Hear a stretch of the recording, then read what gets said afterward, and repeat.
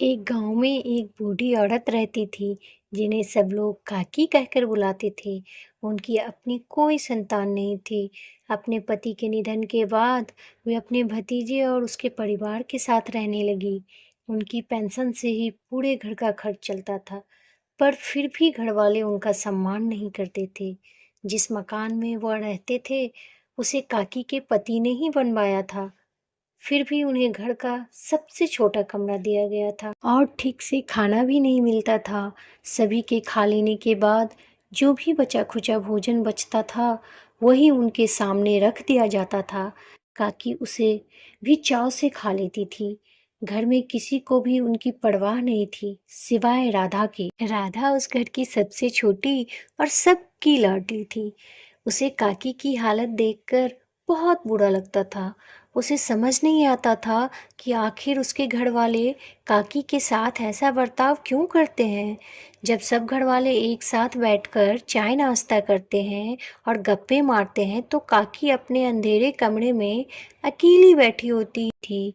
पूरे घर में सिर्फ राधा ही थी जिसे काकी की दिल से परवाह थी।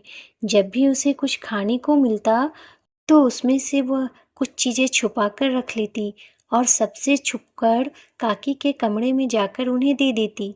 राधा को बड़ा अच्छा लगता था जब काकी पूरा स्वाद लेकर उस खाने को खाती और ढेर सारी दुआएं देती।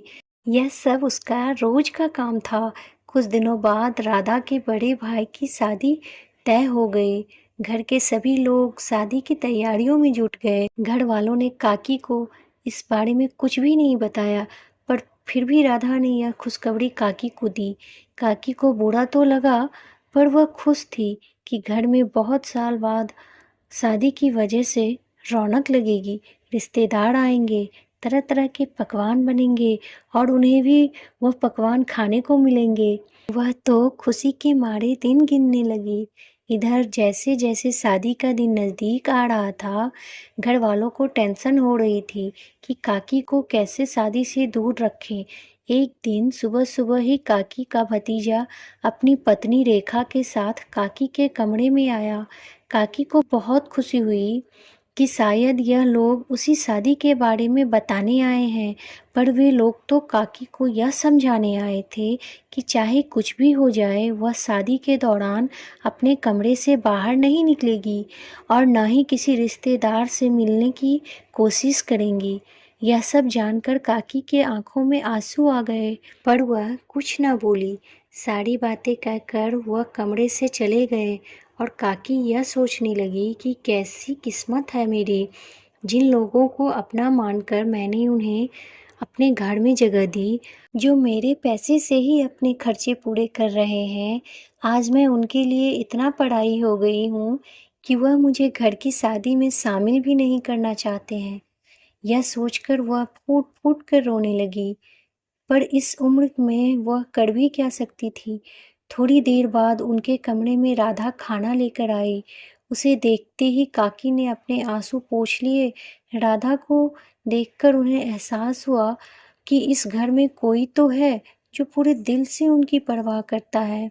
यह सोचकर वह उठी और चुपचाप खाना खाने लगी। धीरे धीरे शादी का दिन भी नजदीक आ गया। राधा के भाई के तिलक से पहले घर में सभी रिश्तेदार आ गए। पूरे घर में रौनक लग गई। तिलक के दिन पूरे गांव वालों को खाने का निमंत्रण दिया गया था।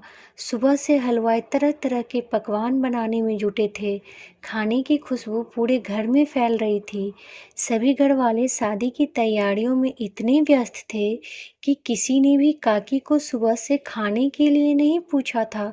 ऊपर से खाने की खुशबू जब उनके कमरे में आने लगी तो उनकी भूख और बढ़ गई। आज सुबह से राधा भी घर के कामों में व्यस्त थी। उसे भी ध्यान नहीं रहा कि काकी को कुछ खाने को दे दें। भूख के मारे काकी पहले से ही परेशान थी, ऊपर से खाने की खुशबू उन्हें और बेचैन कर रही थी। उन्होंने सोचा कि बाहर जाकर खुद ही खाना मांग ले, पर उन्हें अपने भतीजे की बात याद आई कि उसने तो उन्हें कमरे से बाहर निकलने से मना किया था। यह सोचकर वह बिस्तर पर जाकर लेट गई, पर भूख की वजह से उन्हें नींद भी नहीं आई। उन्होंने सोचा कि हो सकता है थोड़ी देर में राधा खुद खाने की प्लेट सजाकर उनके कमरे में आएगी और उन्हें तरह तरह के पकवान खिलाएगी। यह सोचकर वह मन ही मन खुश हो गई और सोचने लगी कि आज खाने में क्या क्या बना होगा। पर आज राधा को एकदम भी वक्त नहीं मिला। दोपहर के 2 बज गए थे, पर न ही राधा ने और न ही किसी घर वालों ने काकी को खाने के लिए पूछा। अब काकी को भूख बर्दाश्त नहीं हुई। उन्होंने सोचा कि वह खुद ही जाकर खाना मांग ले। यह सोचकर वह लंगड़ाते हुए अपने कमरे के दरवाजे से बाहर निकली। तभी रेखा की नज़र उन पर पड़ गई।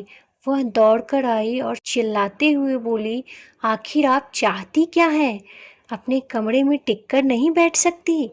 काकी ने धीरे से कहा, मैं तो बस खाना लेने जा रही थी। इस पर रेखा ने गुस्से में कहा, खाना खाने के सिवाय आपके पास कोई और काम है ही नहीं। आपकी जबान इतनी चटोरी है कि आप कितना भी खा ले, आपका तो मन ही नहीं भरता। रेखा की बातें सुनकर काकी अपने आंसू रोक नहीं पाई। उनके आंसू देखकर भी रेखा का दिल नहीं पिघला। उसने गुस्से में काकी का हाथ पकड़ा और उनके कमरे में धकेलते हुए कहा, कमरे से बाहर मत निकलना। रेखा की बातें काकी के दिल पर गहरी चोट कर गई। वह बिस्तर पर लेटकर सुबकने लगी। उन्हें शर्मिंदगी महसूस हुई कि अगर वह कमरे से बाहर न निकली होती तो रेखा की जली कटी बातें सुनने को न मिलती।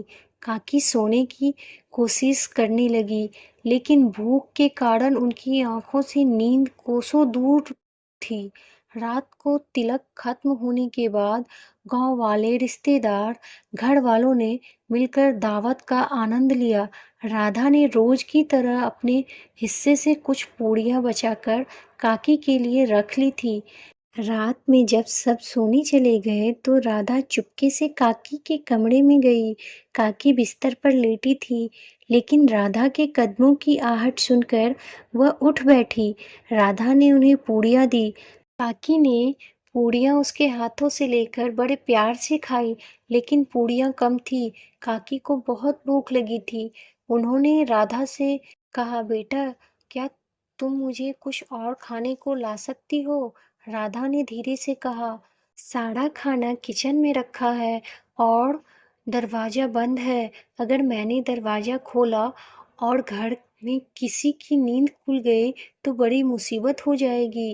राधा की बात सुनकर काकी को दोपहर की रेखा की बातें याद आ गई। उन्होंने राधा से कहा, तुम मुझे उस जगह ले चलो जहाँ सारी झूठे प्लेट पड़ी है। राधा ने काकी का हाथ पकड़ा और उन्हें आंगन में ले आई, जहाँ हर प्लेट में थोड़ा थोड़ा खाना बचा हुआ था। काकी ने झूठी प्लेट में बचा खाना एक एक दाने बड़े प्यार से उठाकर खाना शुरू कर दिया। तभी रेखा की नींद खुल गई। प्यास लगने के कारण वह उठी और उसने देखा कि राधा कमरे में नहीं है। वह राधा को ढूंढते हुए आंगन में आई। वहाँ उसने देखा कि राधा एक और खड़ी थी और काकी झूठी प्लेट से खाना उठाकर खा रही थी। यह दृश्य देखकर रेखा की आंखों में आंसू आ गए। इतने दिनों में पहली बार उसे अपनी व्यवहार पर शर्मिंदगी हुई। उसने सोचा कि जिस घर की शादी में सभी रिश्तेदार और गांव वाले भरपेट भोजन कर रहे हैं, उसी घर की काकी को झूठी प्लेटों से अपना पेट भरना पड़ रहा है। शादी का सारा इंतजाम काकी के पेंशन से हुआ और अब उन्हीं को भरपेट भोजन नहीं मिल रहा है। रेखा चुपचाप किचन में गई और एक थाली सजाकर काकी के पास आई। उसे देखकर काकी और राधा दोनों डर गए। काकी को लगा कि अब रेखा उन्हें डांटेगी, लेकिन रेखा ने काकी का हाथ पकड़कर उन्हें उठाया और एक साफ जगह पर बैठाकर थाली परोस दी। यह देखकर काकी और राधा को बहुत आश्चर्य हुआ। रेखा ने काकी से माफ़ी मांगते हुए उन्हें खाना खाने के लिए कहा। काकी ने दोपहर की सारी बातें भूलकर एक छोटे बच्चे की तरह खाना उठाकर खाना शुरू कर दिया। राधा को यह देखकर बहुत खुशी हुई और रेखा को भी काकी को खाना खाते देख एक अनोखा सुकून मिला। यह कहानी हमें यह सिखाती है कि हमें रिश्तों की कद्र भी पैसों की तरह ही करनी चाहिए, क्योंकि दोनों को खोना बहुत आसान है और कमाना बहुत मुश्किल। अपने करीबी रिश्तों और लोगों को इतना भी मत सताओ कि आप खुद अपनी नज़रों में ही गिर जाओ। आजकल इंसान के पास दिल की जगह सिर्फ अपना स्वार्थ रह गया है। जब तक मतलब है, रिश्ता है, मतलब ख़त्म तो रिश्ता ख़त्म। इसीलिए किसी ने सच ही कहा है कि इस स्वार्थी दुनिया में कोई किसी का नहीं होता। धोखा भी वही देता है जिस पर आप सबसे ज़्यादा भरोसा करते हैं। मतलबी लोग आपके साथ नहीं, बल्कि आपकी हैसियत के साथ होते हैं। ऐसे लोगों को अपनी ज़िंदगी में जगह देने से पहले ज़रूर सोचें। कहानी पसंद आई हो तो इसे लाइक, शेयर, कमेंट अपनी राय ज़रूर दें। साथ ही साथ नए हैं तो इस चैनल को सब्सक्राइब कर लें। धन्यवाद दोस्तों।